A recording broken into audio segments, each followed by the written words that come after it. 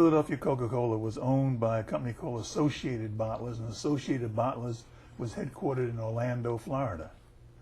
And they basically just had it and didn't pay any attention to it. And they also owned the Virgin Islands. So ultimately, because they were non-responsive, it wasn't that they were non-responsive to minorities, they were just non-responsive to everybody. They were just an old company had made money for years and just said they don't need anybody to tell them how to run their business.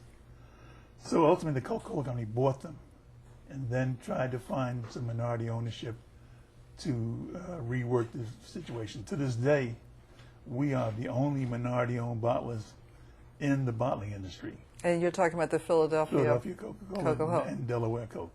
We're the only, Coca-Cola has the only minority bottler, and that's us. Pepsi-Cola doesn't have a bottler, and nobody else has ever had a bottler.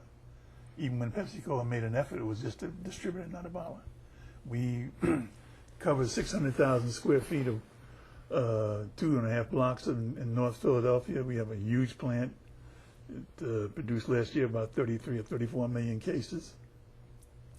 We've grown from the 15th largest Coke bottler to the 4th largest. And you sold Fedco before you purchased the Philadelphia? Yeah, well, actually, I purchased them before I sold Fedco, and I sold Fedco about a year later. I see. Fantastic. Was the boycott successful? Yes, I think they got him. I don't know if they want to consider me a success, but they got me as a minority bottler, one. Two, they got me as somebody who was willing to listen to and has a sympathy for what they're trying to do. They've got me,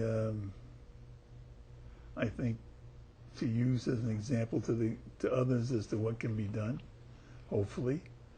And I think in all, it's worked out pretty well for them. We've created jobs. When I got there, we had about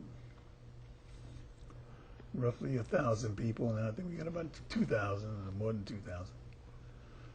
So things have gotten better. There are other people of color owned bottling companies now? None. None. So you're still the only one? Still the only one. Hmm. But you're doing so much with what you have. Well, one of my guys is a fellow named Lynn King. He was my chief financial officer, a black fellow. He's now the chief financial officer of Honda of America out in California. Another guy is the chief financial officer of a public electric company in Michigan.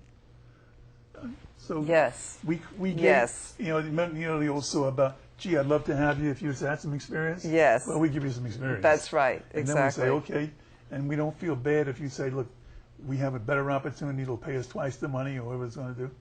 Go, take the job. Yes. Learn. Get right. That's my theory about all this. Yes, of course. Nobody's indispensable, and we can find they'll find somebody, we'll find somebody, we'll work it out. Yes, exactly.